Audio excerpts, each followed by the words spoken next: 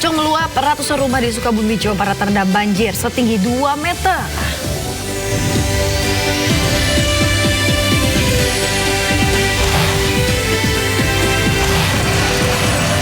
Diduga jadi penyebab terjadinya banjir bandang di kawasan Puncak. Beberapa objek wisata di Puncak dibongkar.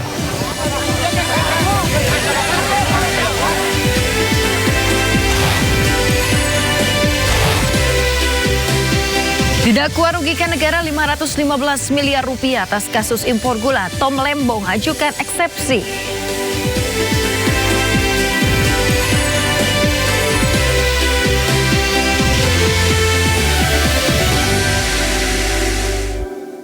Itu dia pemirsa, berbagai informasi akan mengisi Sindo Today hari ini. Namun kita ke informasi yang pertama, di mana banjir bandang melanda sejumlah titik di kota Sukabumi, Jawa Barat. Banjir datang secara tiba-tiba membuat warga tak sempat menyelamatkan barang berharga. Ya Allah, kumaha ieu? Aduh. Tolong ya banjir di Perum Bojong. Pemirsa, hujan deras dengan intensitas tinggi mengakibatkan banjir di kawasan Jalan Cikujang, Kelurahan Dayuh Kolot, Kecamatan Warudoyong, Kota Sukabumi, Jawa Barat. BPBD Kota Sukabumi menyebut banjir melanda 7 lokasi di Kota Sukabumi. Ratusan rumah terendam banjir dengan ketinggian air mencapai 2 meter. Sungai Cibojong meluap mengakibatkan banjir bandang setelah hujan deras mengguyur kawasan Sukabumi sejak Kamis malam. Data sementara dari BPBD, 115 kepala keluarga dengan 203 jiwa terdampak banjir. Tim SAR gabungan menyisir lokasi banjir untuk mengevakuasi warga yang terjebak. Di Perum Bojong.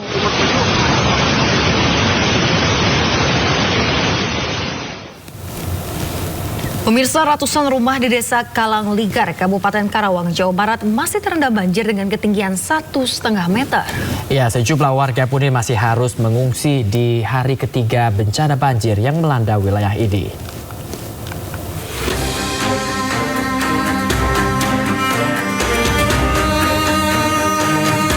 Hari ketiga bencana banjir yang melanda wilayah Karawang, Jawa Barat. Desa Kalangligar, Kecamatan Teluk Jambe Barat masih terendam air dengan ketinggian lebih dari 1 meter.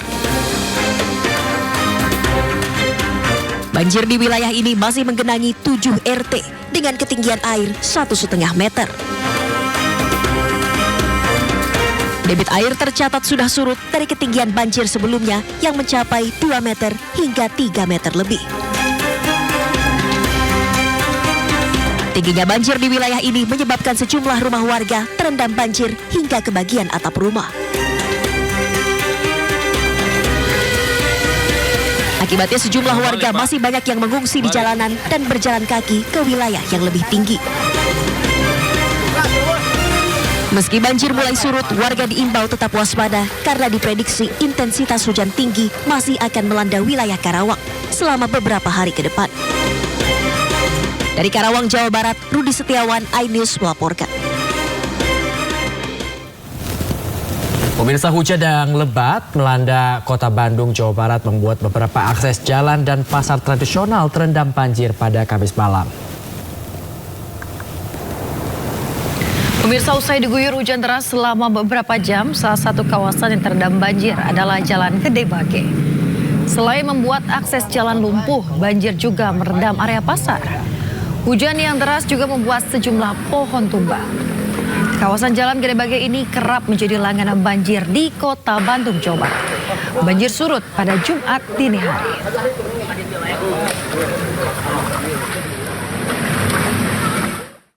Itu sebelumnya hujan besar atau gimana Kang di sini Kang? Hujan besar itu pun juga kalau dari atas, kiriman. Oh jadi air kiriman ini tuh Kang? Jadi kalau dari sananya enggak ya enggak lah. Oh berarti air kiriman itu Kang? Pemirsa, hujan deras disertai angin kencang kemarin kembali melanda kota Bogor, Jawa Barat. Meski demikian, debit air di Bendung Katulampa masih dalam kondisi normal.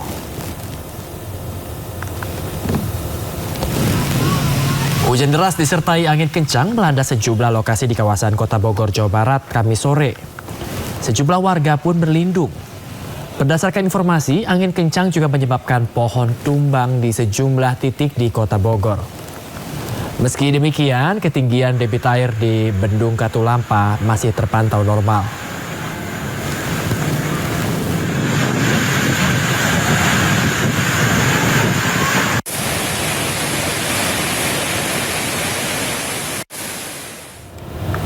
Diduga jadi penyebab terjadinya banjir bandang di kawasan Puncak, sebuah bangunan lokasi wisata di Puncak dibongkar. Ya, proses pembongkaran pun diwarnai kericuhan lantaran warga yang pro pembongkaran terlibat adu mulut dengan sejumlah warga yang bekerja di lokasi wisata tersebut.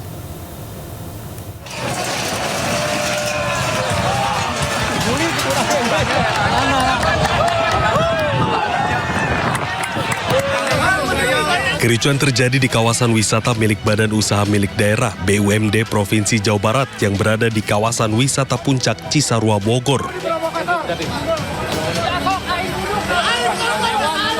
Kericuan terjadi lantaran warga yang mendukung pembongkaran terlibat adu mulut dengan warga lain yang bekerja di lokasi wisata dan menolak adanya pembongkaran. Menurut warga, Gubernur Jawa Barat Deddy Mulyadi telah meminta jajarannya untuk melakukan pembongkaran pada Kamis pagi. Namun sejumlah petugas Satpol PP Jawa Barat dan Pol PP Kabupaten Bogor tak kunjung melakukan pembongkaran lantaran adanya penolakan dari sejumlah warga yang bekerja di lokasi wisata yang akan dibongkar. Kali Bapak ada situasi yang seperti ini selalu sidak, baik ke gunung, baik ke lautan, Bapak hebat nomor top nomor 1. Tapi pada pelaksanaannya di wilayah-wilayah ini, Bapak hanya menginstruksikan kepada kepala daerah. Kepala daerahnya cara remeh ngajar dogoe, diem saja gitu bahasa Indonesia nama. Sebelumnya, Deddy Mulyadi selaku Gubernur Jawa Barat pada Kamis pagi mendatangi kawasan Gunung Mas Puncak sekaligus memastikan kondisi kawasan wisata Puncak pasca banjir. Dalam video yang diunggahnya, Deddy Mulyadi memastikan tidak ada tebang pilih meski bangunan milik BUMD. Ini kita lagi di areal rekreasi apa sih namanya? Ibis ya, dikelola oleh BUMD Provinsi Jawa Barat, PT Jaswita. Dibongkar sendiri, perintah saya bongkar mulai hari ini. Ya, bantu Pak Wakil Bupati. Pimpinan DPRD Bogor. Pak Bupati juga sudah bantu Pak Bupati untuk dukung Pak Gubernur. Dukung, kita bongkar karena ini menimbulkan problem bagi lingkungan. Dan saya tidak segan-segan walaupun ini adalah PT-nya, PT BUMD Provinsi Jawa Barat, untuk memberikan contoh pada siapapun bahwa yang melanggar ya harus ditindak. Diketahui bangunan seluas 21 hektar milik BUMD menurut perizinannya hanya 2.800 meter yang akan dikelola. Namun hingga hari ini justru sudah 15.000 meter, artinya perizinan tidak sesuai. Hingga membuat Deddy Mulyadi geram dan meminta jajarannya untuk membongkar bangunan yang bermasalah. Dari Bogor, Jawa Barat, Wildan Hidayat, iNews melaporkan. Pemirsa, meski banjir telah surut, sebagian warga Pondok Gede Permai Bekasi masih bertahan di posko pengungsian. Alat berat dan juga sejumlah truk dikerahkan untuk membantu warga membersihkan material sisa banjir.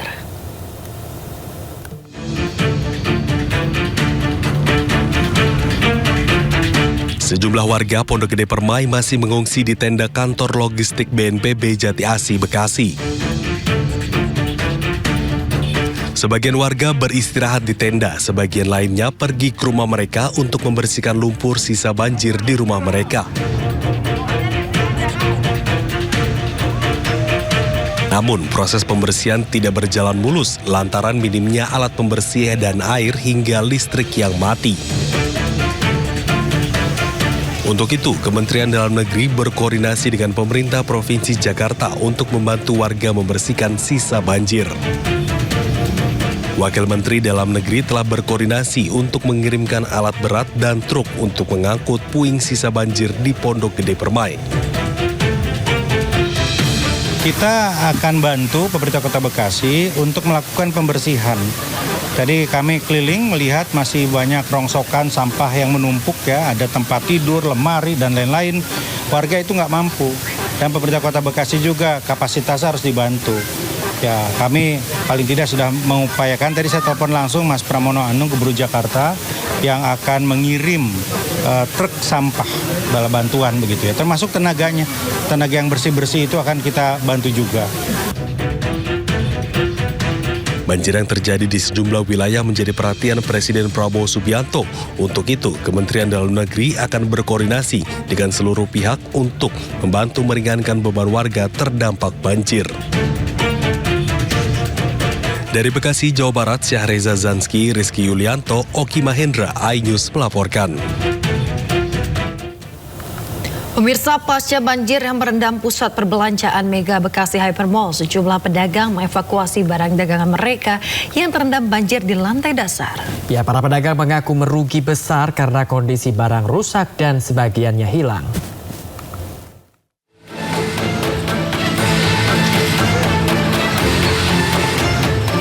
Sejumlah pedagang di pusat perbelanjaan Mega Bekasi Hypermall mengevakuasi barang dagangan yang tersisa di toko usai banjir merendam lantai dasar pusat perbelanjaan tersebut. Meski ketinggian air di dalam pusat perbelanjaan masih tinggi, para pedagang ini rela menerjang banjir dengan kondisi tanpa penerangan karena listrik masih dipadamkan.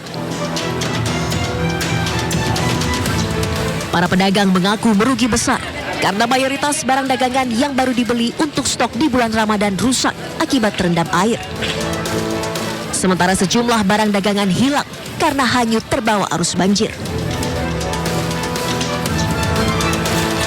Sementara barang dagangan yang masih bisa diselamatkan rencananya akan dijual dengan harga murah.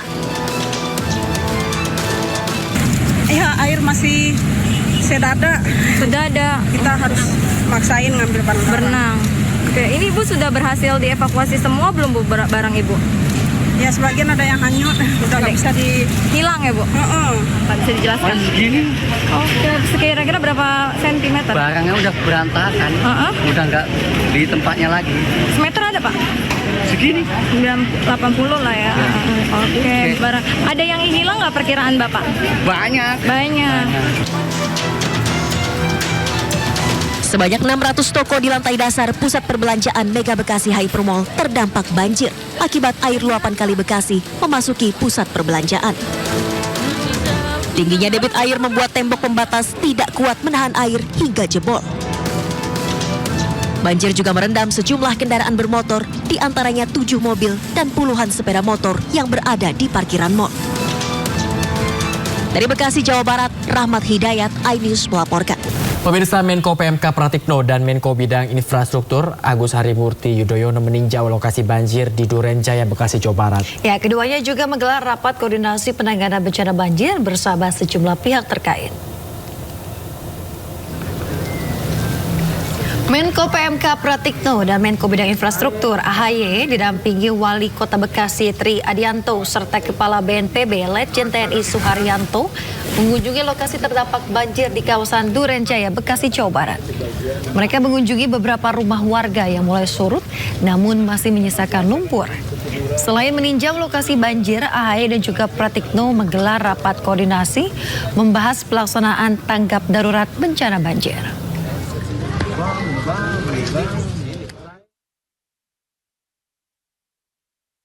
Kemudian kita masuk juga pada saat yang sama dalam rehabilitasi infrastruktur terutama layanan publik seperti jembatan yang harus sekolah yang bisa dimanfaatkan, semuanya itu juga harus dipulihkan.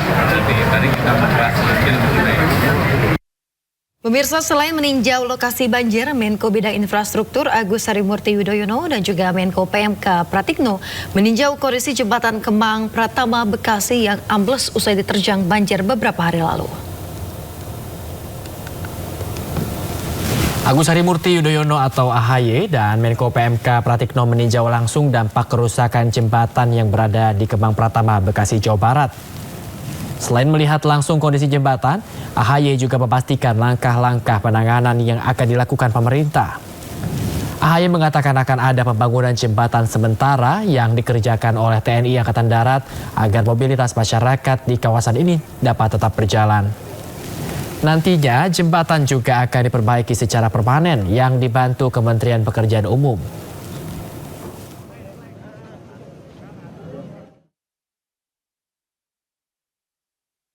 Pak Wali Kota sudah punya rencana tentunya akan disupport dari Kementerian PU, termasuk juga dari BNPB. Dan terima kasih di sini ada Pak Kasdim Bekasi yang juga nanti akan berkomunikasi dengan jajaran TNI untuk membantu membersihkan sungai dan juga secara sementara menyiapkan jembatan-jembatan yang dimiliki oleh Satuan TNI AD, khususnya dari Zeni, Satuan Zeni, yang juga memiliki kemampuan untuk bisa melakukan konstruksi cepat dalam masa bencana seperti ini. Pemirsa, Gubernur Jakarta memantau banjir di sejumlah titik Jakarta menggunakan helikopter pada Kamis pagi. Dari hasil pantauan udara, dipastikan debit air sudah turun dan aktivitas di Jakarta kembali normal.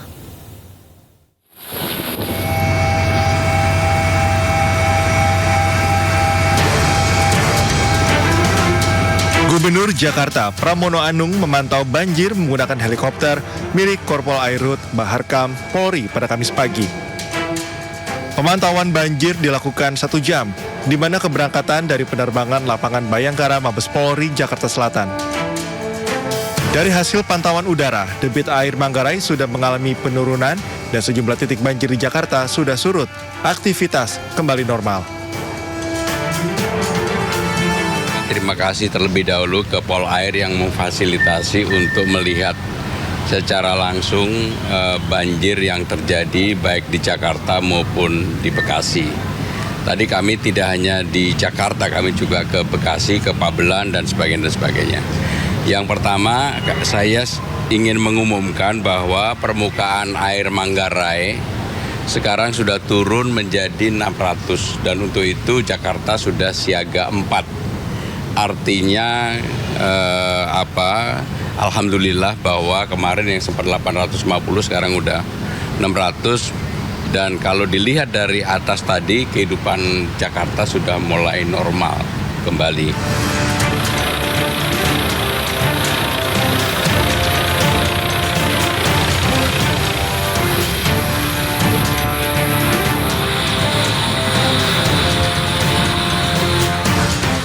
Untuk mengantisipasi banjir, Gubernur Jakarta Pramono Anung segera menormalisasi Sungai Ciliwung yang ada di wilayah Pegadegan dan Bidara Ciliwung. Tim Liputan iNews melaporkan. Pemirsa, berbagai cara dilakukan untuk menanggulangi banjir. Salah satunya upaya modifikasi cuaca. Ya, ribuan kilogram garam disemai di langit Jawa Barat demi mengurangi curah hujan.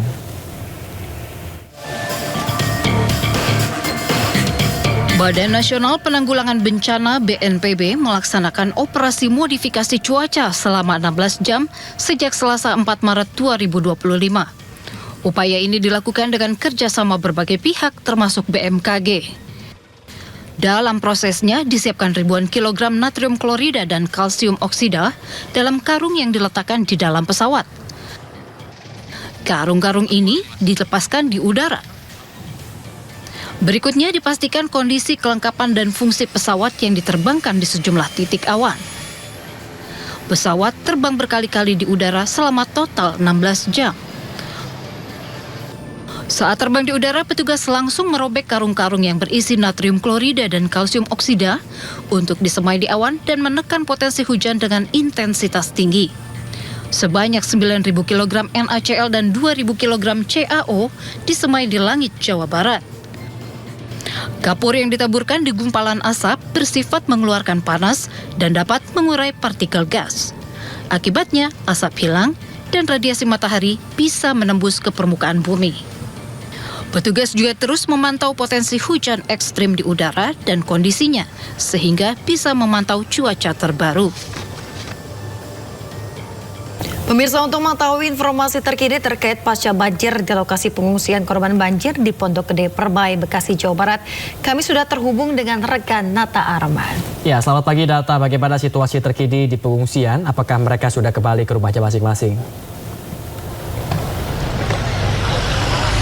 Baik, selamat pagi Bayu, Yasmin, dan juga pemirsa. Dapat kami sampaikan terkait dengan saat ini situasi di posko di kawasan Pondok Gede Permai. Masih banyak sekali pengungsi yang masih tetap bertahan di sini karena mengingat mengantisipasi terjadinya banjir susulan yang terjadi. Karena memang pada kemarin, tepatnya pada tanggal 6 Maret sempat terjadi hujan besar di kawasan Bogor sehingga mengantisipasi terjadinya kiriman air susulan. Dan beginilah suasananya di posko pengungsian yang berada di wilayah kompleks BNPB. Tampak masih banyak warga yang dengan kondisi yang menggunakan pakaian seadanya, yang masih bisa barang-barang diselamatkan seperti itu. Kemudian juga masih mendapatkan bantuan dari dapur umum yang dibuat oleh stakeholder terkait di wilayah ini. Kemudian dapat kami sampaikan juga pemirsa bahwa untuk data sementara ini masih ada sekitar 200 para pengungsi yang masih tetap bertahan di sini, dan ada juga beberapa dari mereka yang sudah memang kembali ke rumahnya masing-masing untuk sekedar membersihkan lumpur yang terdapat di beberapa titik yang terutama di rumah mereka yang terendam banjir. Dan seperti kita ketahui bersama pemirsa bahwa ketika banjir melanda ini ketinggiannya tidak main-main, yakni sekitar 3 meter sampai dengan 4 meter. Dan saya pun mungkin akan bertanya dengan salah satu pengungsi yang saat ini sedang ada di sisi depan saya. Ada Ibu. Halo Ibu, selamat pagi. Ibu namanya siapa Ibu? Eka. Oke, Bu Eka. Bu Eka ini tinggalnya di RT berapa Ibu? RT 9 RW 10. Oke. Ibu, kira-kira kenapa Ibu masih tetap bertahan di sini? Sebenarnya pengen cepat pulang juga ya Mas ya, karena kan udah kelamaan juga di sini. Cuman kondisinya masih berlumpur di dalam rumah. Ditambah lagi untuk got di depan itu masih mengendap lumpurnya. Jadi kalaupun kita bersihin kamar mandi dari dalam segala macam, air nggak akan keluar ke depan gitu. Oke, baik. Untuk barang-barang yang bisa diselamatkan Ibu ketika banjir itu terjadi, apa aja Bu yang sempat dibawa? Cuman baju sama surat-surat. Itu pun nggak semua surat-surat saya bawa. Yang penting cuman akte anak-anak aja. Oke, Ibu, ketika banjir itu melanda di sekitar rumah Ibu, kira-kira berapa meter sih, Bu? Kalau di dalam rumah itu, di atas itu sekitar sedada orang dewasa, di lantai 2 tapi. Di lantai 2? Iya, betul. Oke, di lantai 2 artinya sekitar 3 meteran ya, Bu ya? Sekitar, kalau untuk banjir tinggi tahun ini 2025 itu sekitar 8 meter, Mas. Wow, iya. Oke. Nah, untuk sejauh ini bantuan apa yang sudah diberikan oleh pemerintah kepada masyarakat yang terdampak, termasuk Ibu sendiri? Alhamdulillah untuk bantuan kami di pengungsian untuk masalah matras, terus alas tidur, baju-baju layak pakai itu udah tercukupi, makanan, minuman pun tercukupi. Kemarin di awal-awal kondisi terkendala di air bersih gitu aja. Sekarang alhamdulillah sudah ada bantuan air bersih. Untuk alat kebersihan ini yang kita pertanyakan gitu. Waktu itu diinformasikan bahwa alat kebersihan itu rata dapat keseluruhan untuk seluruh warga yang terdapat banjir gitu. Cuman kita nggak tahu nanti pas sampai di lapangan apakah terdapat dapat seluruhnya atau ternyata dibagi-bagi hanya beberapa orang saja. Kita juga nggak tahu di lapangan seperti apa karena bantuan sendiri sudah di drop ke lapangan. Kita nggak tahu di lapangan kayak gimana karena saya di sini, suami saya yang di sana gitu. Bu, kami turut berduka Ibu atas musibah yang menimpa Ibu. Semoga Ibu diberikan kekuatan dan juga kesehatan. Amin ya rabbal alamin. Pemirsa, itu tadi perbincangan saya dengan salah satu warga yang terdampak banjir. Ya, memang rumahnya tadi seperti disampaikan di lantai 2 saja setinggi dada orang dewasa atau sekitar 1 meter. Artinya apabila keseluruhan dari lantai 1 sampai dengan lantai 2 ini sekitar 4 sampai dengan 5 meter. Dan saya pun akan mencoba bertanya dengan salah satu petugas dari BNPB yang ada di sisi saya. Halo, selamat pagi Pak. Perkenalan namanya siapa Pak? Rambat. Oke, ya. Pak, selaku apa di sini? Ya, kami dari BNPB ya, selaku Kasubdit Perencanaan dan Pembangunan. Oke, Pak Rambat mungkin bisa jelaskan terkait dengan apa saja sih bantuan yang sudah diberikan kepada masyarakat sejauh ini? Ya, sebenarnya kalau bantuan yang pertama untuk permakanan dulu ya. Kita pastikan semua kebutuhan makanan tercukupi. Dan siapkan toilet untuk MCK dan lain-lain. Insya Allah sampai saat ini masih cukup lah seperti itu. Oke, baik. Mungkin Pak, ini kan mengingat saat ini intensitas hujan masih sangat tinggi. Dikhawatirkan adanya banjir susulan yang terjadi. Apakah ada rencana untuk relokasi? Mengingat ketika banjir sini yang ada di sekitaran sini setinggi 5 meter. Iya, betul. Jadi kemarin banjir yang ada sini memang betul sangat tinggi, tapi untuk area sini masih aman memang. Di area gedung sini masih aman. Yang mungkin kami juga akan mempertahankan tenda-tenda di sini sementara meskipun kosong nantinya akan standby di situ. Oke, baik. Pak, mungkin untuk data update pada hari ini pengungsi yang masih bertahan di sini ada berapa dan yang sudah kembali ke kediamannya masing-masing ada berapa? Ya kemarin memang di hari kedua, hari ketiga masih 290-an orang ya. Kemudian hari kemarin sudah 205. Hari ini kami mau cek lagi, mau data lagi. Mudah-mudahan nggak sebanyak itu karena ini kita lihat udah mulai beres-beres mau pulang ke rumah masing-masing. Oke, baik, terima kasih banyak Pak Rahmat informasi dan waktunya. Sama-sama. Ya pemirsa, seperti kita ketahui bersama bahwa sampai dengan saat ini data yang baru kami peroleh update-nya ada sekitar 205, namun ini juga masih menunggu konfirmasi lebih lanjut dari pihak BNPB dan juga pihak stakeholder terkait untuk memastikan bahwa seluruh bantuan ini terbagi dengan rata dan juga mereka dari para masyarakat yang saat ini masih bertahan di sini. Untuk beberapa ada mereka dari yang kembali ke rumahnya untuk masing-masing untuk membersihkan lumpur karena memang ketinggian lumpur sendiri ini sekitaran 20 sampai dengan 30 cm. Kemudian ketika tadi kami sempat menelusuri ke bawah, area ini memang masih dipenuhi lumpur yang sekitaran di jalan utama ini sekitar 20 cm tebalnya dan ini pun tentunya membutuhkan waktu yang cukup lama untuk proses dari pembersihan lumpur-lumpur yang tersisa yang ada di jalanan. Sementara saya kembalikan pada Anda di studio, Yasmin dan juga Bayu. Baik, terima kasih banyak Nata Arman yang melaporkan langsung dari kawasan Pondok Gede Permai, Bekasi Barat, Jawa Barat. Terima kasih Nata, jaga kesehatan Anda, jaga keselamatan Anda, dan selamat bertugas kembali. Anda kembali di Sindo Today, pemirsa. Kericuhan terjadi saat unjuk rasa menuntut lahan plasma di Simalungun, Sumatera Utara. Pengunjuk rasa terlibat saling dorong dengan pihak pengamanan.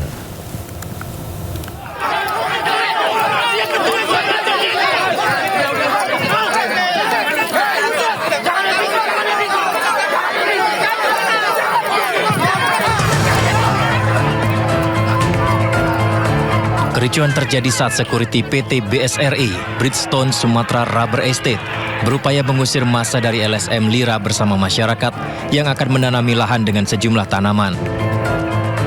Selain menanami singkong, massa membawa spanduk dan poster berisi tuntutan jika lahan tersebut sudah habis masa hak guna usaha.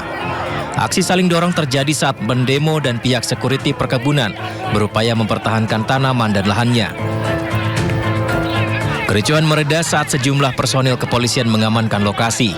Pengunjuk rasa meminta pihak perusahaan memenuhi persyaratan HGU yang telah berakhir tahun 2022. Menindaklanjuti tuntutan yang terdahulu tentang lahan plasma yang kewajiban oleh pihak Bridgestone yang mana HGU Bridgestone telah berakhir tahun 2022. Salah satu persyaratan untuk perpanjangan pembaharuan HGU itu diatur peraturan pemerintah nomor 26 tahun 2021 yang mana persyaratan untuk perpanjangan pembaharuan memiliki kewajiban membangun kebun masyarakat.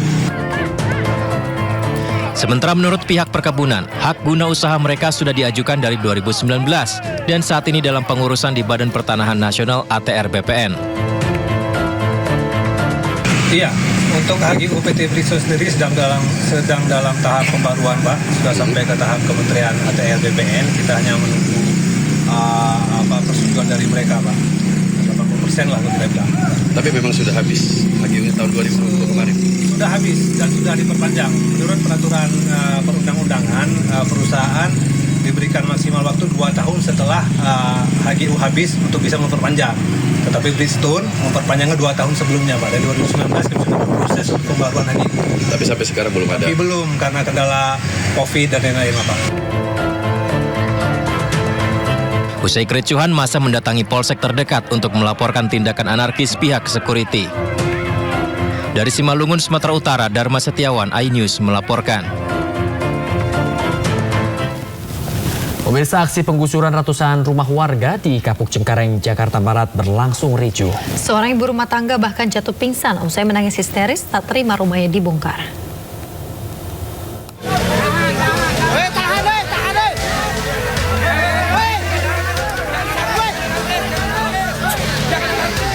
Ratusan warga kebun sayur Kapuk Cengkareng, Jakarta Barat protes menolak penggusuran tempat tinggal mereka. Kericuhan pecah saat warga berusaha menghentikan dan mengeluarkan alat berat eskavator yang akan digunakan untuk membongkar lahan. Lahan seluas 22 hektar yang akan digusur ini dihuni ratusan warga dari 2 RW dan 4 RT. Penggusuran dilakukan oleh salah satu pihak yang mengatakan telah memenangkan sengketa lahan melalui proses hukum di pengadilan. Namun hingga saat ini hasil proses hukum tersebut belum disampaikan kepada pihak RT dan RW setempat.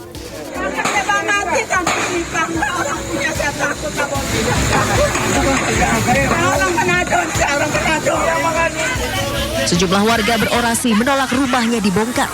Bahkan seorang ibu rumah tangga menangis histeris hingga jatuh pingsan ketika menolak penggusuran tempat tinggalnya yang telah dihuni sejak lama. Ya Allah.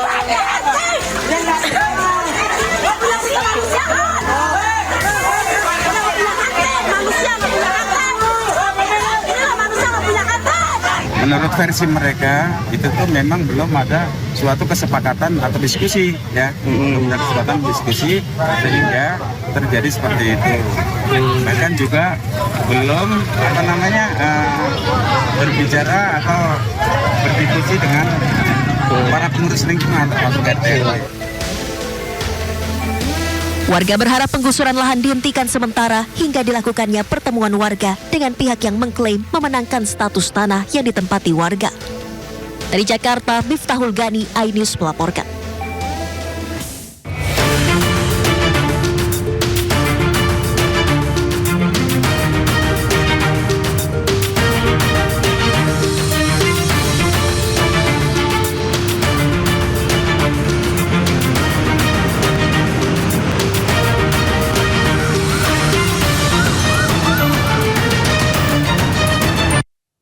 Dan pemirsa, selanjutnya kami akan ajak Anda untuk mengetahui pantauan lalu lintas hari ini di sejumlah wilayah melalui pantauan CCTV Korlantas Polri.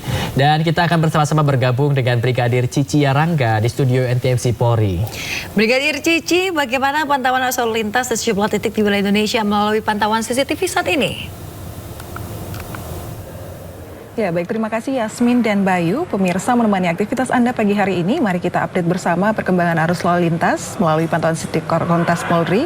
Dan yang pertama saya mengajak pemirsa melihat di sekitaran kawasan Bundaran Pondok Indah, Jakarta Selatan. Kondisi arus lalu lintas saat ini dari arah Lebak Bulus yang akan menuju ke arah Blok M ataupun Fatmawati terpantau dalam keadaan relatif lancar. Peningkatan jumlah volume arus kendaraan sudah mulai terlihat. Dan untuk kendaraan-kendaraan dari arah Lebak Bulus, Blok M dan Fatmawati yang akan menuju ke arah Bintaro hingga saat ini masih dalam keadaan ramai dan lancar. Dihimbau bagi para pengendara yang melintasi kawasan ini untuk tetap menunggu antrian traffic light dan saling memberikan kesempatan bagi para pengendara lainnya. Selanjutnya pemirsa, kita akan beralih ke kawasan Pospol Cisarua, Bogor. Arus lalu lintas dari arah Puncak yang akan menuju ke arah Jakarta maupun Ciawi dan sebaliknya hingga saat ini masih dalam keadaan relatif lancar, belum terlihat adanya peningkatan jumlah volume arus kendaraan. Kami himbau bagi para pengendara yang melintasi kawasan ini untuk tetap berhati-hati mengingat adanya aktivitas masyarakat di sekitaran kawasan pasar pada kawasan Pospol Cisarua, Bogor sendiri. Dan selanjutnya kita akan beralih ke sekitaran kawasan Simpang Maya, Tegal, Jawa Tengah. Untuk kondisi arus lalu lintas dari arah Jakarta yang akan menuju ke arah Semarang masih terpantau dalam keadaan relatif lancar. Terlihat juga kendaraan-kendaraan yang melintas dari arah Slawi yang akan menuju ke arah Semarang maupun Tegal Kota. Hingga saat ini pun masih dalam keadaan relatif lancar. Belum terlihat adanya peningkatan jumlah volume arus kendaraan, namun kami tetap menghimbau bagi para pengendara agar selalu mematuhi rambu lalu lintas pada sekitaran kawasan ini. Dan terakhir, pemirsa, kita beralih ke kawasan Jembatan Ampera, Sumatera Selatan. Arus lalu lintas dari arah Jalan Sudirman yang akan menuju ke arah Jembatan Ampera terpantau dalam keadaan ramai dan lancar, di mana kendaraan didominasi oleh kendaraan roda 2 dan juga kendaraan roda 4. Sedangkan untuk kendaraan dari arah Ampera yang akan menuju ke Jalan Merdeka hingga saat ini pun masih dalam keadaan ramai dan lancar. Dihimbau bagi para pengendara untuk tidak berhenti atau berparkir pada bahu jalan karena akan memperlambat arus lalu lintas dan tetap mematuhi rambu lalu lintas yang terpasang pada marka jalan. Dan pemirsa, perlu kami informasikan juga bahwa berdasarkan data RSMS Korlantas Polri, angka kecelakaan lalu lintas yang kami terima selama 1 kali 24 jam di seluruh Indonesia sudah terjadi sebanyak 244 kasus laka lantas dengan rincian 27 meninggal dunia, 28 luka berat, dan 300 luka ringan. Dari 244 kasus laka lantas tersebut, 75% didominasi oleh kendaraan roda 2. Untuk itu, khususnya bagi para pengendara sepeda motor, kami himbau untuk selalu menggunakan helm, baik pengemudi maupun penumpang, penumpang dan jangan melawan arus karena rawan akan kecelakaan. Untuk pemirsa yang ingin mengupdate terus bagaimana perkembangan arus lalu lintas, kami siap melayani Anda. Silakan hubungi call center kami di 1500669, juga melalui SMS Center di 9119. Anda juga dapat mengupdate melalui website kami di korlantas.polri.go.id. Demikian Bayu dan Yasmin yang dapat kami bagikan langsung bersama saya Brigadir Cici dari Studio NTMC Korlantas Polri, dan silakan kembali ke rekan-rekan di studio. Ya baik, terima kasih Brigadir Cici Yarangga atas laporan Anda. Selamat bertugas kembali dan salam presisi.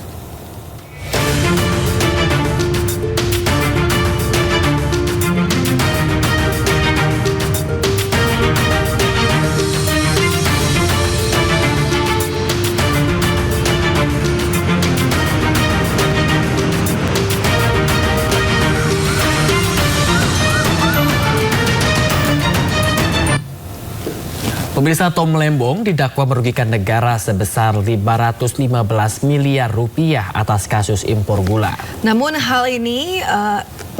maksud kami atas hal ini pihak Tom Lembong mengajukan eksepsi atas dakwaan tersebut.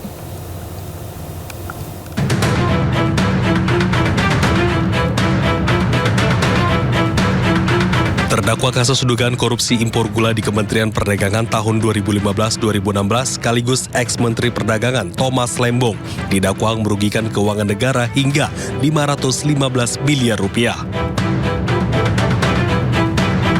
Jaksa penuntut umum menjelaskan jumlah kerugian tersebut merupakan bagian dari kerugian keuangan negara yang totalnya mencapai 578 miliar dalam kasus impor gula. Jaksa mengklaim jumlah kerugian negara itu berdasarkan laporan hasil audit perhitungan kerugian keuangan negara tanggal 20 Januari 2025 dari BPKP. Namun Tom Lembong kecewa dengan hal itu lantaran tidak menerima lampiran surat kerugian negara dari BPKP yang menjadi dasar dakwaan. Ya, saya kecewa atas dakwaan yang disampaikan. Ya, sebagai contoh dalam situasi di mana soal kerugian negara dalam perkara saya semakin tidak jelas, ya tidak ada lampiran audit BPKP yang menguraikan dasar perhitungan kerugian negara tersebut. Ya, seperti sudah kami sampaikan sebelumnya, kami mengharapkan profesionalisme dan transparansi ya dari kejaksaan. Jadi dalam hal ini saya berharap agar kejaksaan setransparan mungkin ya terkait isu kerugian negara.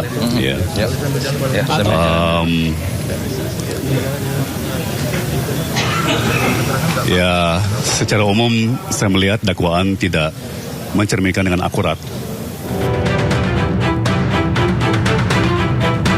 Sementara itu, Tom Lembong dianggap melawan hukum dengan memperkaya diri sendiri dengan praktek impor gula. Atas dugaan itu, pihak Tom Lembong telah mengajukan eksepsi yang sidangnya akan dijadwalkan nanti. Tim Liputan iNews melaporkan.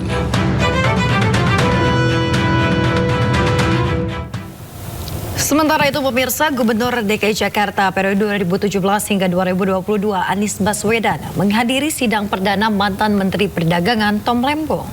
Ya, Anies mengatakan kedatangannya merupakan dukungan untuk sahabatnya Tom Lembong. Saya datang sebagai sahabat Bapak Tom Lembong. Saya hadir untuk ikut menyaksikan proses pengadilan berlangsung.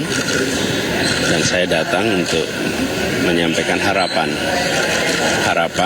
agar majelis hakim akan bertindak dengan seksama, dengan objektif, dan mementingkan kebenaran, kepastian hukum, keadilan di dalam memutuskan perkara ini.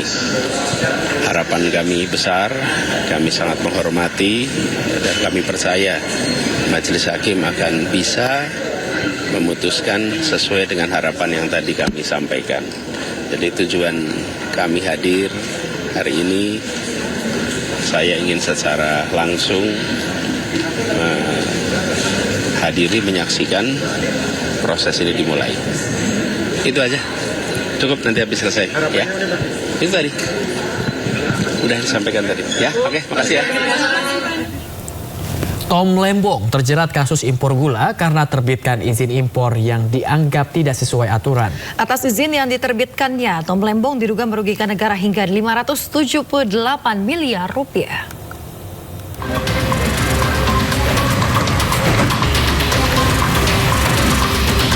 Mantan Menteri Perdagangan Thomas Trikasih Lembong terjerat dugaan korupsi impor gula pada tahun 2015-2016.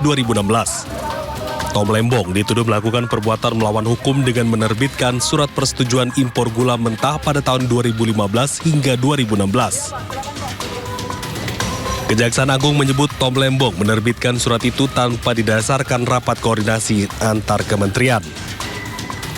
Surat yang diterbitkan Tom Lembong diberikan kepada 10 orang yang juga menjadi tersangka kasus korupsi impor gula. Akibat keputusan itu, Tom Lembong dituduh telah memperkaya 9 pihak swasta dan merugikan negara. Meski 9 tersangka telah mengembalikan uang tersebut, namun mereka tetap diproses hukum bersama Tom Lembong. Total kerugian negara yang diakibatkan atas kasus ini adalah 578 miliar rupiah. Meski seluruh dakwaan telah dibacakan oleh jaksa penuntut umum, namun kuasa hukum Tom Lembong mengajukan eksepsi dan menolak seluruh dakwaan jaksa. Dari Jakarta, Tim Liputan iNews melaporkan. Pemirsa, puluhan sepeda motor ojek online di Kendari, Sulawesi Tenggara mengalami mogok mesin usai mengisi bahan bakar subsidi. Para ojol terpaksa menguras tangki dan menyimpan sisa BBM sebagai bukti untuk membuat laporan. Dia isi pertalite, mogok semua ya. Bayangkan dikuras habis, dibanting, dikuras habis ya. Gara-gara oplos. Oplosan. Om, angkat ini om. Bensin. Pertalite. Apa ini pertalite? Aduh. Mogok semua motor. Hancur. Puluhan pengendara ojek online di Kendari terpaksa menguras tangki motor mereka setelah mengalami kerusakan mesin secara mendadak. Mereka menduga ini disebabkan BBM subsidi Pertalite yang diisi merupakan oplosan. Awalnya motor mereka mendadak mogok tak lama setelah mengisi BBM di SPBU. Saat dikuras, BBM yang digunakan tercium bau menyengat yang tidak biasa. Kayaknya sudah dicampur ini. Yang kita lihat campurannya dicampur pakai apa itu? Saya tidak tahu apa campurannya. Tapi bau, Iya, jelas bau. Beda dengan sebelumnya. Ini baru kali ini kita rasa seperti ini. Baru kali ini. Biasanya tidak. Tapi mengisinya tetap di SPBU atau SPBU? Tidak pernah botolan. Para pengendara ojol mengaku rugi karena harus mengeluarkan biaya tambahan untuk memperbaiki motor mereka. Sisa BBM Pertalite yang diduga oplosan tersebut kemudian dijadikan barang bukti untuk membuat laporan ke polisi. Dari Kendari, Sulawesi Tenggara, Mukhtarudin, iNews melaporkan. Kasus korupsi tata kelola minyak Pertamina yang diungkap Kejaksaan Agung mengangkat dugaan Pertamax oplosan. Namun kemarin pemirsa, Jaksa Agung mengatakan kondisi bahan bakar minyak Pertamax yang beredar di pasaran saat ini sudah sesuai dengan standar Pertamina. Pemirsa, hal tersebut disampaikan Jaksa Agung ST Burhanuddin usai bertemu dengan Direktur Utama Pertamina Simon Aloysius Mantiri di kantor Kejagung Kamis siang. Jaksa Agung mengatakan waktu terjadinya perkara di rentang waktu 2018 hingga 2023, sehingga dapat dipastikan Pertamax yang diproduksi pada 2024 dan seterusnya sudah sesuai dengan standar. Pernyataan ini disampaikan untuk menyikapi kekhawatiran masyarakat tentang Pertamax yang dioplos dengan RON yang lebih rendah usai terungkapnya kasus korupsi tata kelola minyak mentah dan produk kilang pada PT Pertamina Subholding dan kontraktor kontrak kerjasama. Sementara pihak Pertamina menyebut pihaknya juga melakukan uji rutin produknya setiap tahun yang bekerja sama dengan Lemigas.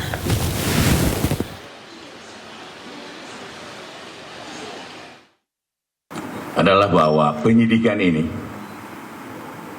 tembus deliktinya waktu kejadiannya adalah tahun 2018 sampai 2023. Tolong ini, Tompus ini karena nantinya akan mempengaruhi tentang kondisi minyak premium ya, minyak Pertamax yang ada di pasaran. Artinya bahwa mulai 2014 ke sini itu tidak ada kaitannya yang sedang kita selidiki. Artinya kondisi Pertamax yang ada sudah bagus dan sudah sesuai dengan standar yang ada di Pertamina. Itu yang pertama.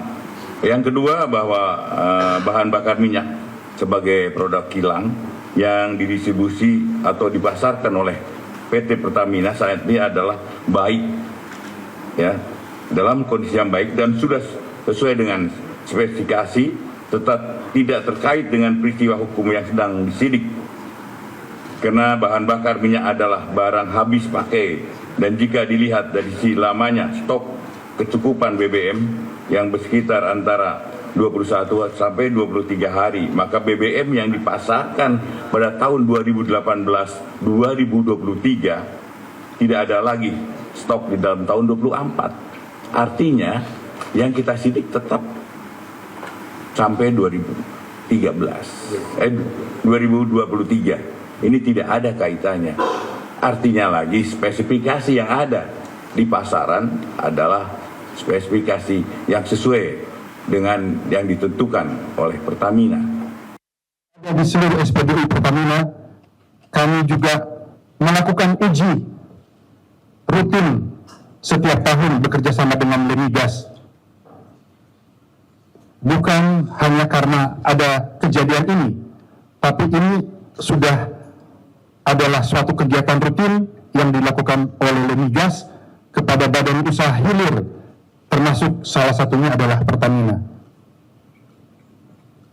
Beberapa kesempatan lalu juga kami sudah melakukan uji sampel bersama Lemigas di 75 tempat, termasuk di terminal Pertamina Pelumpang, begitu juga di 33 SPBU yang tersebar antara lain di Jakarta, Depok, Bogor, dan Tangerang Selatan.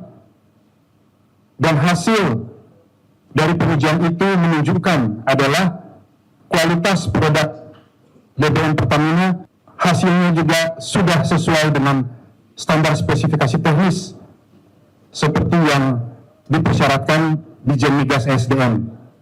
Uji ini akan kami lakukan terus-menerus di seluruh wilayah Indonesia, dan tentunya kami juga menyampaikan ke masyarakat bahwa uji ini akan terbuka dan transparan. Masyarakat juga dapat ikut serta untuk mengawasi. Pemirsa, setelah mendengar kabar terbaru kasus Hasto, tim penasehat hukum Sekjen PDI Perjuangan Hasto Kristianto menyambangi Komisi Pemberantasan Korupsi.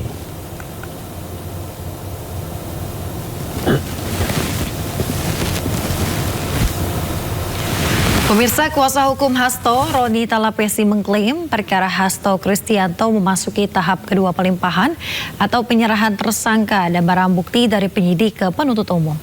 Tahap kedua dilakukan setelah penyidik menyatakan berkas perkara lengkap atau P21. Informasi tersebut didapatkan Roni melalui aplikasi pesan dari pihak KPK. Sementara itu, tim penasehat hukum Hasto telah memasukkan surat untuk saksi yang meringankan di tingkat penyidikan untuk kliennya dengan menghadirkan 3 ahli dari berbagai universitas. Perkaranya Mas Hasto sudah dilakukan penyerahan tahap 2. Jadi berkas perkara dilimpahkan dari penyidik ke penuntut umum. Artinya dalam waktu yang dekat perkara ini bisa dilimpahkan oleh penuntut umum ke Pengadilan Negeri Jakarta Pusat. Nah, satu hal yang perlu kami sampaikan tadi, Mas Hasto membuat satu pernyataan menolak tindakan kegiatan ini karena ada hak-hak yang kami sampaikan terkait dengan permohonan agar supaya terhadap ahli diperiksa terlebih dahulu, termasuk diantaranya saksi yang menguntungkan, tetapi itu diabaikan oleh pihak penyidik karena menurut penyidik surat permohonan kami itu belum sampai kepada penyidik. Sementara antara penyidik dan penuntut umum sudah bersepakat bahwa berkas perkara dianggap lengkap. Ya, pada hari ini penyidik Komisi Pemberantasan Korupsi telah melimpahkan tersangka dan barang bukti kepada penuntut umum karena berkas perkara untuk tersangka HK untuk 2 berkas telah dinyatakan lengkap. Ya.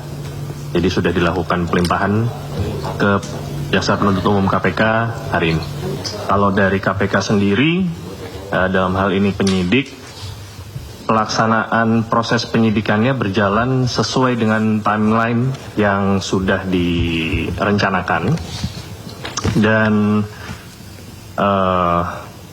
sebagaimana rekan-rekan ketahui, beberapa kesempatan yang lalu, saya maupun Direktur Penyidikan juga menyampaikan kepada masyarakat melalui rekan-rekan bahwa proses penyidikan dan pra-peradilan itu adalah 2 hal yang berbeda. Kalau dibilang KPK dalam hal ini penyidik terburu-buru, seandainya mau diburu-buru, kami bisa melakukan itu pada saat pra-peradilan yang pertama. Pemirsa, Bupati Kepulauan Mentawai Rinto Wardana mengharapkan dukungan dari Partai Perindo untuk mengawal seluruh program kerjanya untuk 5 tahun ke depan. Ya, hal tersebut disampaikannya saat bersilaturahmi ke kantor DPP Partai Perindo Menteng, Jakarta Pusat.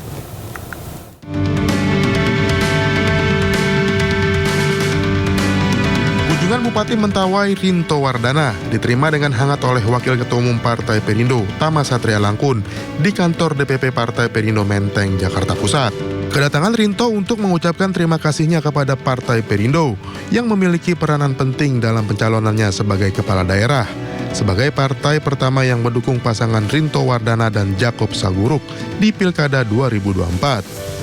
Rinto juga meminta partai pimpinan Angela Tanusudibio ini untuk mengawal sejumlah program unggulannya, yakni pembangunan infrastruktur jalan, listrik, air, kesehatan, serta peningkatan pendapatan daerah yang dapat berkontribusi bagi pembangunan daerah dan peningkatan kesejahteraan rakyat. Program unggulan kita adalah membangun sarana listrik, ketersediaan listrik sampai juga ke dusun-dusun. Karena tidak mungkin kita membangun listrik, sarana listrik kalau tidak ada jalan. Jalan dulu kita bangun, baru kita bangun listriknya. Yang ketiga, kita harus membangun infrastruktur internet. Sinyal di Mentawai sangat tidak stabil, bahkan banyak tempat belum terakses oleh sinyal, maka ini menjadi hal yang vital. Kami juga merasa punya tanggung jawab untuk mengawal pemerintahannya ke depan, karena kerjasama politik itu bukan cuma sekedar mendorong orang, mengusung orang agar dia menang, tetapi juga bagaimana kemudian membersamai, menjalankan pemerintahan secara bersama-sama, secara berkoalisi untuk kemakmuran masyarakat di sana. Sebagai partai yang terbuka dan inklusif, Partai Perindo berkomitmen akan mendukung kepala daerah yang diusungnya melalui berbagai program pro rakyat demi terciptanya masyarakat sejahtera. Dari Jakarta, Ismalia Sutrisno, iNews melaporkan. Terima kasih pemirsa, ada kembali di Sindo Today pemirsa. Tim Bidang Advokasi Hukum Partai Perindo memberikan pendampingan hukum kepada korban dugaan asusila anak di bawah umur di Jakarta Selatan. Pendampingan dilakukan terhadap korban dan keluarganya untuk menjalani pemeriksaan di Polres Metro Jakarta Selatan.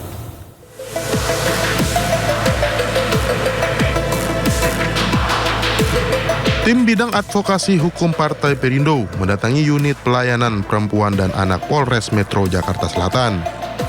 Kedatangannya untuk mendampingi korban berinisial M berusia 7 tahun bersama keluarganya untuk menjalani pemeriksaan terkait kasus dugaan asusila yang dilakukan oleh kerabatnya sendiri berinisial D 32 tahun. kami sudah mendapatkan informasi bahwa sudah ada hasil visum gitu. Jadi dengan bukti-bukti yang ada, kami optimis perkara ini akan lanjut ke tahap persidangan. Dan mudah-mudahan kita berharap keluarga dari korban, termasuk korban, itu mendapatkan keadilan yang seadil-adilnya. Ini harus ditindak dan harus ada hukuman yang pasti untuk dan keadilan bagi korban. Karena dia sudah mengalami trauma dan dia sudah mengalami luka batin, itu harus wajib kita obati. Pendampingan hukum menjadi wujud nyata Partai Perindo dalam memperjuangkan hak-hak para korban kekerasan. Partai Perindo juga berkomitmen dan akan mengawal kasus ini hingga tuntas. Dari Jakarta, Ismalia Leman, iNews melaporkan.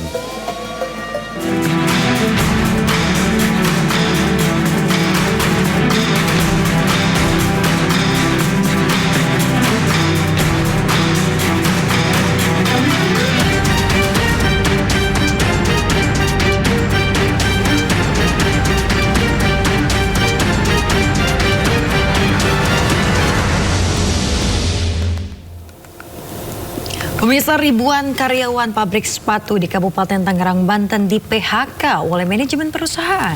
Pemutusan hubungan karyawan ini akibat menurunnya pesanan sepatu.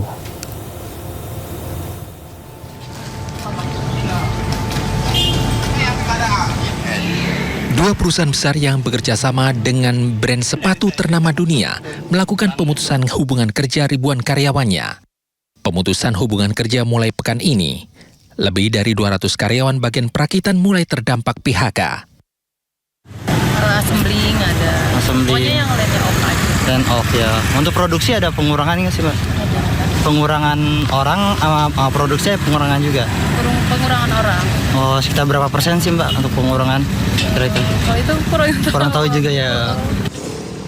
Dinas Tenaga Kerja dan Transmigrasi Provinsi Banten menyampaikan bahwa PT Adis Dimension Footwear telah mem-PHK 1.500 karyawan dan PT Victory Cinlu memproses PHK 2.000 karyawannya.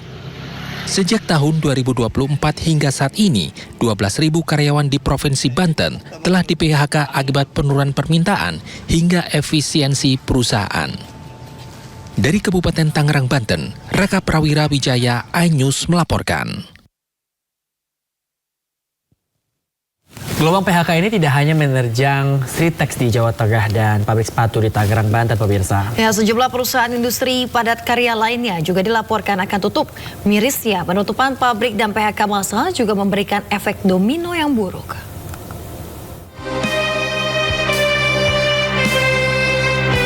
Ancaman gelombang PHK menghantui tenaga kerja Indonesia. Terbaru yakni Sritex, produsen tekstil terbesar se-Asia Tenggara yang telah berdiri lebih dari 5 dekade ini, tutup per 1 Maret 2025 usai dinyatakan pilot. Dengan berhentinya operasional pabrik, perusahaan terpaksa memutus hubungan kerja dengan lebih dari 10.000 pekerjanya. Namun, rupanya badai PHK massal, khususnya di industri padat karya, belum akan berhenti. Hingga akhir tahun ini diprediksi sejumlah perusahaan lain memutuskan untuk melakukan PHK massal. PT Yamaha Music Produk Asia di Bekasi dan PT Yamaha Indonesia di Pulau Gadung akan menutup operasionalnya secara bertahap. Yamaha Music yang mempekerjakan sekitar 400 karyawan direncanakan tutup akhir Maret 2025. Sementara Yamaha Indonesia dengan sekitar 700 karyawan akan tutup pada akhir Desember 2025. Keputusan ini diambil karena menurunnya permintaan produk.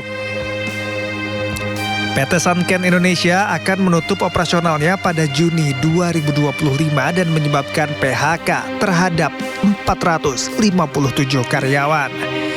Penutupan disebabkan karena induk perusahaan di Jepang mengalihkan fokus bisnis mereka. Presiden Konfederasi Serikat Pekerja Indonesia Said Iqbal menyebut penutupan industri padat karya seperti Sritex memiliki efek domino yang amat besar. PHK yang dilakukan di Sritex itu tidak hanya di Sritex, tapi dia ada anak perusahaan Sritex, ada juga supplier-supplier, termasuk pedagang kecil. Itu laporan yang kami terima bisa mencapai ratusan ribu buruh yang terancam kehilangan pendapatan dan tidak akan punya pekerjaan dan menjelang lebaran. Ini persoalan yang serius di tengah badai ancaman PHK yang tadi sudah disebut di perusahaan-perusahaan lainnya. Sektor otomotif, khususnya truk dan dump truck, elektronik, tekstil, garmen, sepatu, itu pasti akan terpukul. Perkiraan kami di Litbang Partai Buruh dan KSPI akan terjadi PHK sekitar 187.000 orang. Sementara itu, Wakil Menteri Tenaga Kerja Immanuel Ebenezer menyebut pemerintah melakukan berbagai upaya untuk menyelamatkan industri serta mempersiapkan langkah selanjutnya bagi para pekerja yang terkena PHK. Ketika kawan-kawan buruh ingin beralih profesi, kita menyiapkan BLK-BLK kita untuk melatih kawan-kawan buruh yang ingin beralih profesi. Jadi kita negara tidak akan diam dengan realita atau kejadian seperti ini, karena ini kan kejadian ini sangat emosional ya, kita prihatin sekali. Tapi kan negara sekali lagi harus rasional melihat hal ini. Intervensi semua pihak, khususnya pemerintah, tentu dibutuhkan untuk menyelamatkan pekerja Indonesia dari ancaman gelombang PHK yang lebih besar lagi.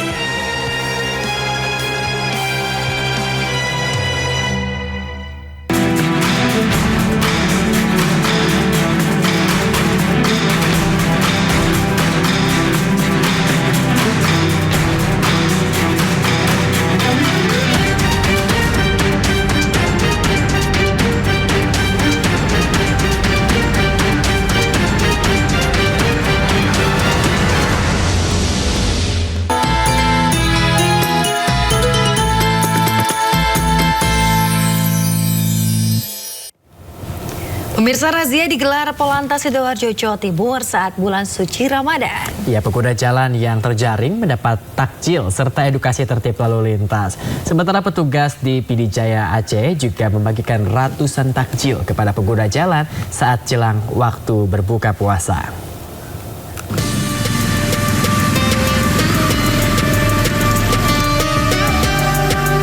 Sejumlah pengendara yang melintas di kawasan bundaran Taman Pinang Indah Sidoarjo kaget saat diberhentikan polisi.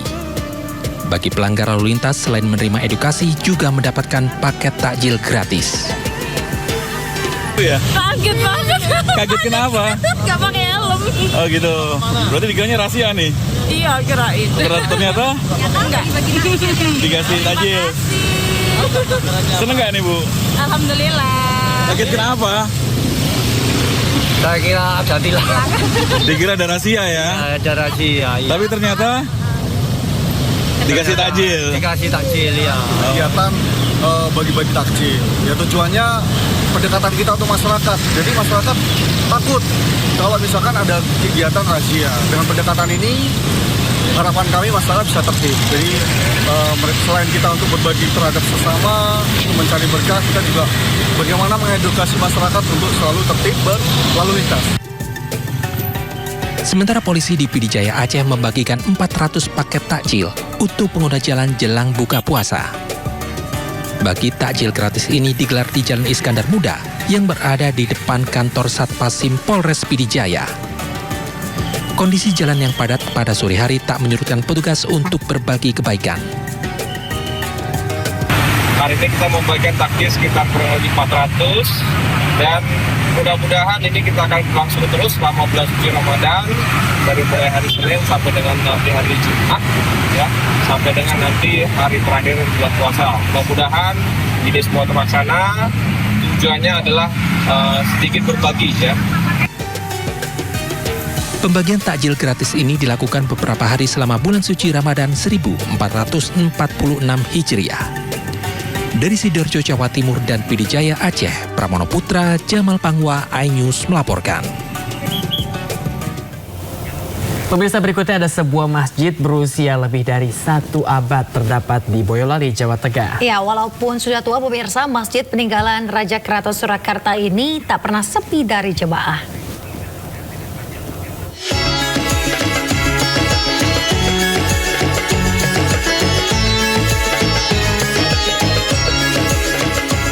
Barang siapa membangun masjid karena Allah akan dibangunkan Allah rumah untuknya di surga. Ya, hadis ini dari HR Bukhari dan Muslim yang menjadi pedoman umat muslim mendirikan sebuah masjid. Nah, ada sebuah masjid yang dinamakan Masjid Cipto Mulyo di Boyolali berdiri sejak zaman pemerintahan Paku Buwono X. Selain namanya yang unik, yaitu menggunakan bahasa Jawa, bangunan Masjid Cipto menampilkan desain Jawa kuno yang berbentuk limasan dan menyerupai pendopo. Masjid ini memiliki 5 pintu utama, di mana semuanya terletak di bagian depan bangunan masjid. Di atas setiap pintu diberikan ukiran yang disisipkan tulisan PB10, sebagai tanda bahwa masjid tersebut dibangun pada masa pemerintahannya.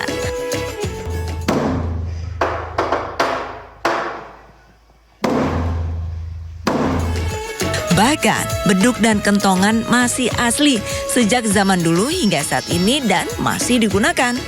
Ini masih asli semua, iya. Beduk, kentongan, mimbar, pintu-pintu itu masih asli semua. Belum ada diganti total, belum ada. Di depan itu ada tambahan itu karena jamahnya kan bludak, begitu bahasa Jawa. Nah itu tambahan itu kalau tidak diberi itu jamahnya kepanasan. Walaupun usianya sudah 120 tahun, bangunan masjid ini masih kokoh. Para jamaah masjid pun masih ramai mendatangi dan beribadah di dalam masjid.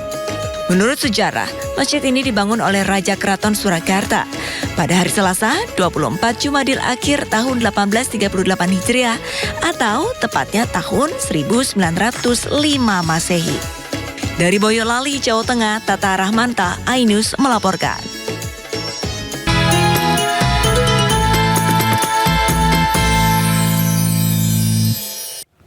Pemirsa, brand kecantikan terkemuka tanah air Sol You kembali meluncurkan produk inovasi terbarunya, yakni Juicy Glow Lip Balm. Ya, Juicy Glow Lip Balm ini hadir dengan formula pelembab yang tersedia dalam 5 pilihan warna cantik yang dapat membuat penampilan Anda semakin mempesona.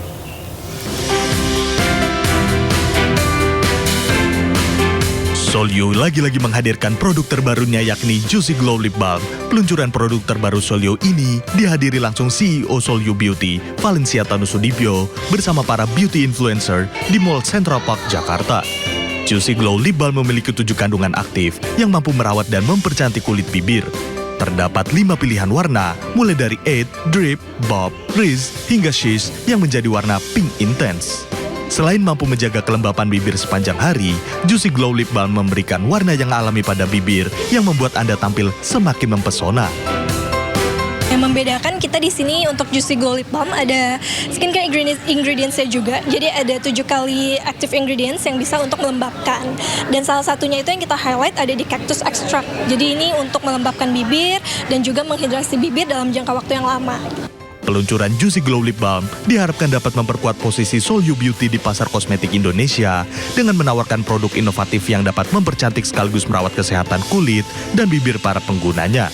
Dari Jakarta, Wenda Nura dan Di Bernadi, iNews melaporkan.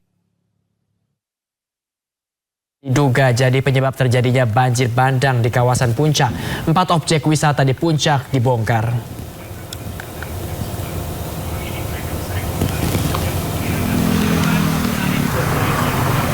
Pemirsa, Kementerian Lingkungan Hidup bersama Gubernur Jawa Barat Deddy Mulyadi, Bupati Bogor Rudi Susmanto menyegel 4 tempat wisata yang dinilai melanggar alih fungsi lahan pada Kamis siang. Penyegelan di Hibis Fantasi sampai saat ini baru di bagian pintu masuknya saja.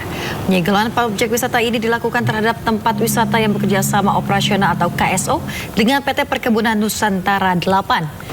Dalam inspeksinya, KLH memasang papan pengawasan lingkungan sebagai bagian dari upaya pendalaman dugaan pelanggaran hukum lingkungan hidup dengan pembangunan di wilayah Hulu Das Ciliwung yang berdampak kepada peningkatan potensi banjir di hilir termasuk Jakarta dan juga Bekasi.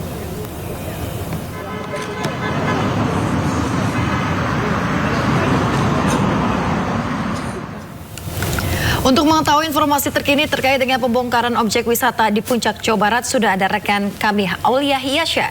Ya, yang berada di Hibis Fantasyland, di mana Aulina, bagaimana kondisi terkini di TKP pembongkaran saat ini? Ya halo, selamat pagi Bayu, Yasmin dan juga pemirsa. Betul sekali bahwa saat ini kami tim iNews sudah berada di salah satu tempat yang disegel oleh Kementerian Lingkungan Hidup bersama dengan Gubernur Deddy Mulyadi dan juga Bupati Bogor yakni Rudi Suswanto pada hari Kamis kemarin. Dan jika saya ingin menunjukkan visualnya pada Anda, ini bisa dilihat di layar televisi Anda bahwa penyegelan yang sudah dilakukan pada Kamis kemarin ini hanya baru berbentuk simbolis saja karena hanya baru gapura atau pintu masuk dari Hibik Fantasi ya. Ini bisa dilihat beberapa puing-puing beton, beberapa puing-puing dari gapura Hibik ini sudah hancur. Ini juga materialnya besi dan juga ada beberapa beton. Ini berbahan beton tembok yang bisa dikatakan awalnya ini pelang pintu masuk dari Hibik Fantasi karena ini bisa dilihat ada tulisan Welcome to Hibik Fantasi. Dan juga untuk terkait hari ini sebetulnya apakah akan ada lagi lanjutan dari peruntuhan wahana yang berada di lingkungan Hibik Fantasi ini. Sampai saat ini kami juga melihat sedang ada petugas dari Satpol PP yang sudah mulai membantu melakukan pencabutan beberapa plang dan juga bendera-bendera di Hibik Fantasi untuk nantinya apakah akan ada alat berat atau tidak yang akan melakukan perusakan atau peruntuhan dari beberapa wahana yang ada di Hibik Fantasi. Sampai saat ini pun kami belum mendapatkan informasi lebih lanjut.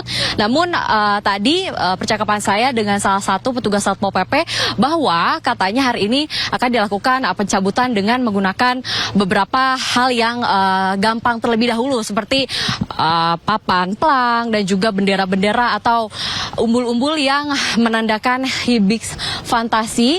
Jadi untuk kelanjutannya apakah akan dilakukan pembongkaran pada hari ini masih dalam informasi lanjutan, masih kami tunggu informasinya lebih lanjut. Dan juga pemirsa, selain Hibik Fantasi ini ada keempat tempat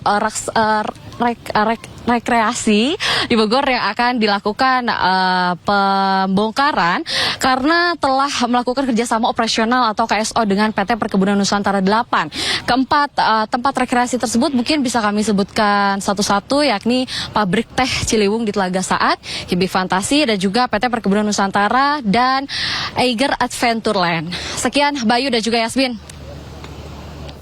Baik, terima kasih rekan Aulina Iyasya melaporkan langsung dari salah satu lokasi wisata di Puncak Bogor, Jawa Barat. Selamat bertugas kembali, Aulina. Ya pemirsa, informasi tadi sekaligus mengakhiri Sindo Today hari ini. Dan Anda bisa mendapatkan informasi terkini dan terbaru melalui portal yang menghadirkan berita daerah, berita nasional, dan berita internasional.